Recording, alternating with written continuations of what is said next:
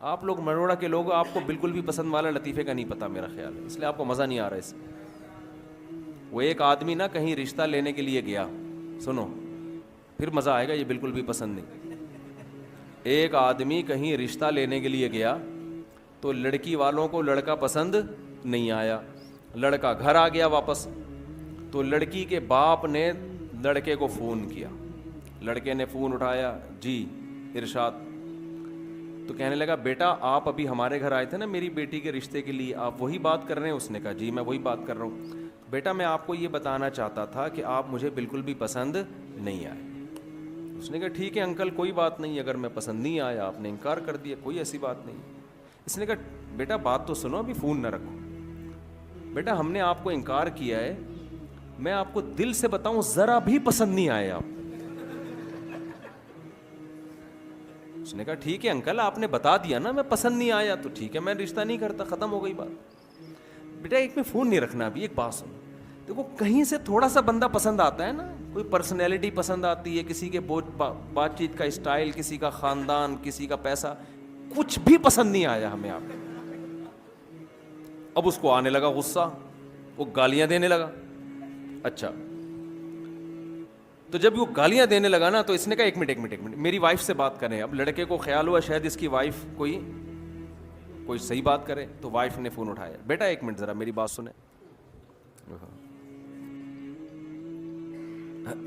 چلیں جی.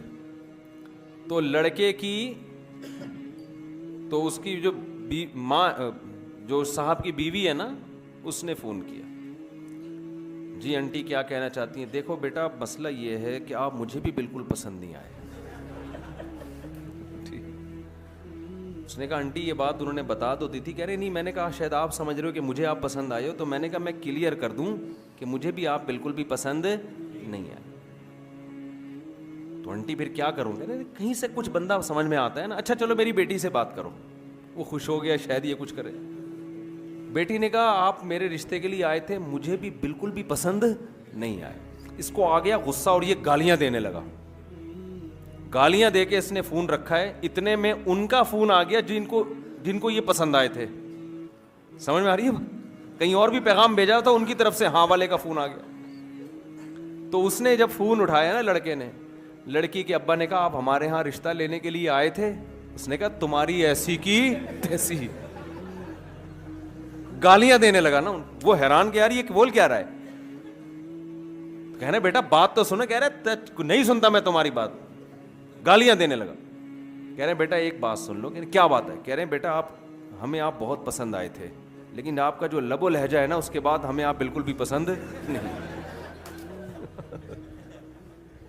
اب آپ ہمیں بالکل بھی پسند نہیں. تو شعیب علیہ الصلاۃ والسلام کی نماز ان کی قوم کو بالکل بھی پسند، شعیب علیہ السلام کی نماز پسند تھی، روزہ پسند تھا. شعیب علیہ السلام کی نصیحت ان قوم کو بالکل بھی پسند نہیں تھی کہ آپ یہ کیوں کہتے ہو کہ کاروبار ایسے کرو ایسے نہ کرو.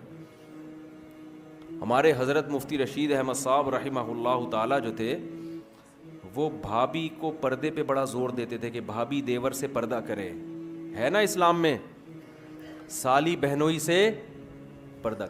جب شادی ہوتی ہے آپ کی کسی خاندان میں تو وہ لڑکی تو آپ کی محرم بن جاتی ہے، اس کے علاوہ اس کا کوئی، اس کے والد بھی آپ کے سسر اور اس کی ماں بھی آپ کی ساس، اس کے علاوہ میرے بھائی کوئی محرم والا رشتہ آپ کا اس کے ساتھ قائم نہیں ہو.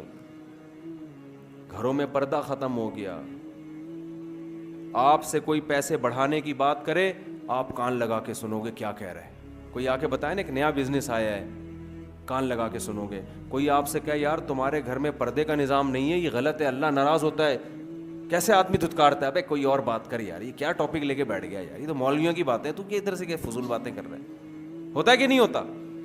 آپ کو یہ باتیں بالکل بھی پسند نہیں ہیں، لیکن اللہ کو یہی باتیں، اللہ کو سب سے پہلے یہ دیکھنا ہے میرا کون کتنا ہے، میں نے کھلایا، میں نے پیدا کیا، میرے حکام کو کیوں نہیں مانتے. قرآن میں اللہ تعالیٰ نے نا ایک ایک رشتے کی تفصیل بیان کی ہے.